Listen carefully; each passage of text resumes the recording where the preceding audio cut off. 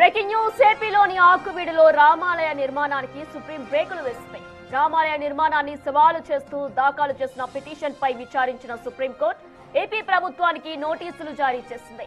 తదుపరి విచారణ 4 వారాలకు వాయిదా వేసింది.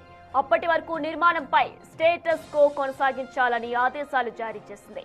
పిటిషనర్ తరపున న్యాయవాది జడ శ్రావణ్ కుమార్ వాదనలు వినిపించగా జస్టిస్ విక్రమ్నాథ్, జస్టిస్ సందీప్ మెహత్ తో కూడిన ద్విసభ్య ధర్మాసనం విచారణ జరిపింది.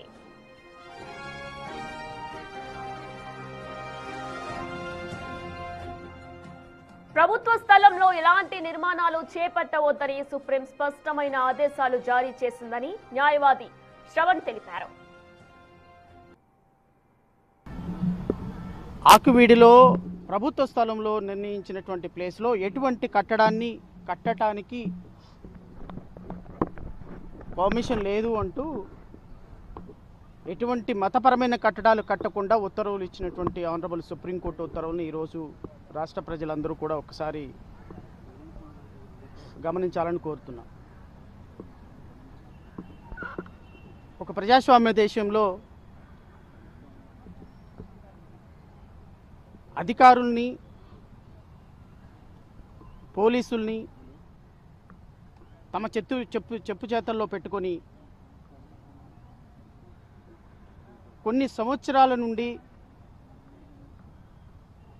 దళితులకి ఆరాధ్య దైవమైనటువంటి గొంతేనమ్మ గుడి అనేటువంటి ఒక గుడిలో పూజలు చేస్తున్నటువంటి ఒక మతానికి సంబంధించినటువంటి వ్యక్తుల యొక్క మనోభావాలను దెబ్బతీస్తూ అక్కడ గొంతేనమ్మ గుడి ఆనవాళ్ళు ఉన్నప్పటికీ కూడా ఇక్కడ ఒక రామాలయం ఉంది అంటూ ఒక మతపరమైనటువంటి అంశాలని ప్రజల మధ్య చొప్పించి కులాల మధ్య, మతాల మధ్య, సాంప్రదాయాల మధ్య చిచ్చు పెట్టాలని చూసేటువంటి ఒక రాజ్యాంగ పదవిలో ఉన్నటువంటి రఘురామకృష్ణరాజు లాంటి ఒక డిప్యూటీ స్పీకర్ పదవిలో ఉన్నటువంటి ఒక వ్యక్తికి కూడా ఈ సుప్రీంకోర్టు జడ్జిమెంటు ఒక చెంపపెట్టు అని మాత్రం చెప్పగలుగుతాం.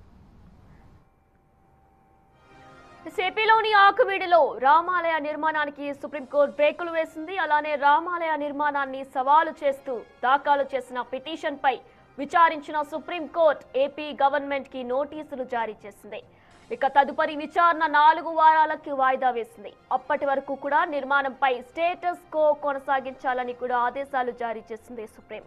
పిటిషనర్ తరఫున న్యాయవాది శ్రవణ్ కుమార్ వాదనలు వినిపించారు. జస్టిస్ విక్రమ్నాథ్, జస్టిస్ సందీప్ తో కూడిన ద్విసభ్య ధర్మాసనం విచారణ జరిపింది.